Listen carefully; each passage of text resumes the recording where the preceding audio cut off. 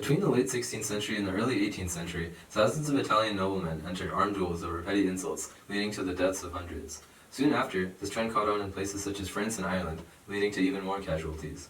Now, it is our time to continue the tradition of our Italian forefathers and practice the art of the duel. The Art of the Duel is a 4-player strategy and resource-based board game that puts players in the position of being noblemen in Florence, Italy, during the Renaissance.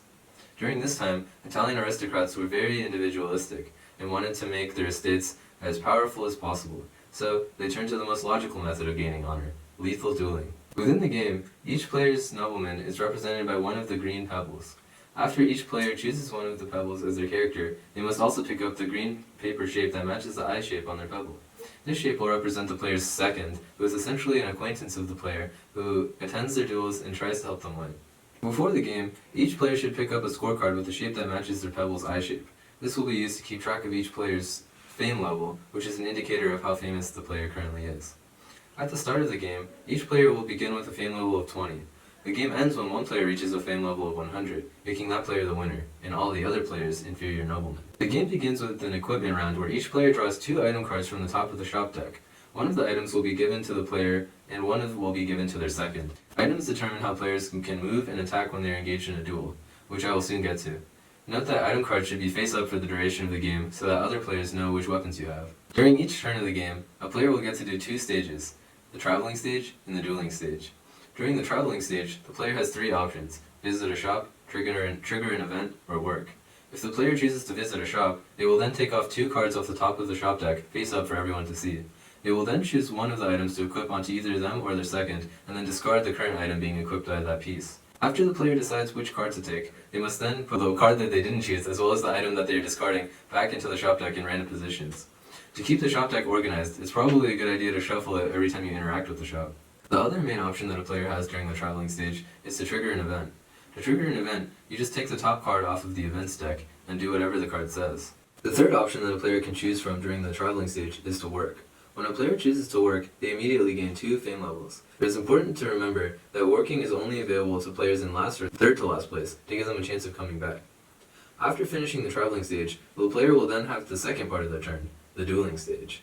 There are 2 types of player duels that a player can choose from, an NPC duel or a player duel. NPC duels are essentially a randomized way of potentially gaining fame for players who need a bit of a boost to catch up.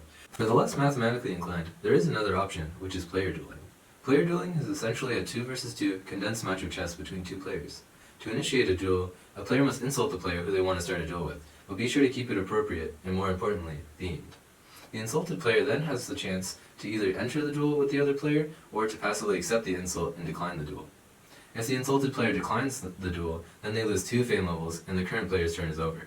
But if the insulted player wants to defend their reputation, then the 2 players will enter combat.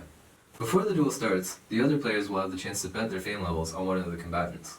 The amount that a player can bet on a duel is specified by the rules.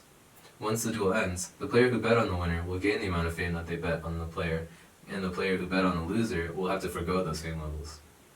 At the beginning of a player duel, each combatant will start in one of the tiles diagonal to the opposing corners of the 9x9 combat square, and their seconds can be placed in any tile adjacent or diagonal to this tile, as shown over here. Note that the players who may also duel on a square subset of this board should they choose to. To win the combat stage, a player must successfully attack their opponent or their opponent's second, similar to getting a checkmate in chess. This means that if you're able to successfully maneuver you or your second's game piece to land on either the opponent's or the opponent's second's game pieces, you win. During combat, each player will take turns moving their game piece and their second's game piece around the board. Note that the player who is insulted will go first in the duel, since they are very angry about the other player's rude behavior. To move your game piece, look at your item card to determine which squares you can move to from your current square. Since the available moves on the cards are very similar to the moves in chess, this should not be too unfamiliar for players who haven't played chess before.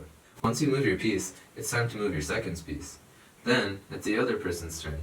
The 2 players will keep alternating turns until one player is able to successfully land on one of the other player's game pieces, making that player the victor.